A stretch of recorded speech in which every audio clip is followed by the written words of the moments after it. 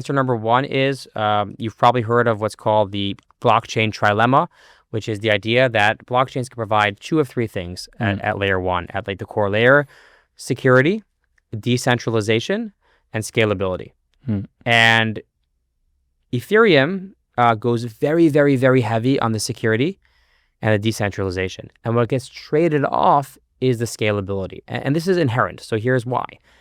What does it mean to be decentralized? It means that anyone with, basic hardware or basic cloud instances can go ahead and run an Ethereum node and participate in the network and validate the network and secure the network.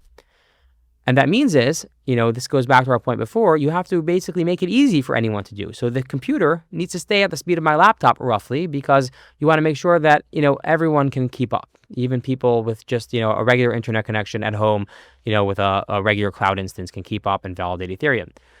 You could turn that up and say, let's actually make it much, much harder to scale Ethereum. Let's increase the capacity of the laptop 100x. But that means that all these validators at the bottom, they fall off, right? They can no longer keep up with the network. They need to have, at the extreme, maybe you need a data center to actually validate the protocol. It might still be open and permissionless because in theory, anyone who has a data center can go ahead and participate. But in practice, who has a data center?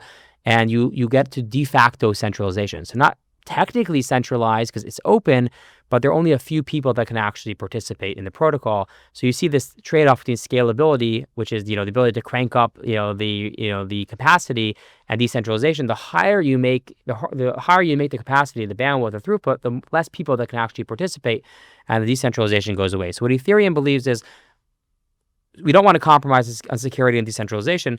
We also don't want to sit in our ivory tower and say, okay, you still have to use Ethereum, pay these high fees because the capacity is low and demand is high, and you should use it. We have to say, how do we actually make it usable for protocols and people building? And the answer is this layer 2 structure. So we have this rock solid, ironclad, secure, decentralized layer 1. That's called Ethereum.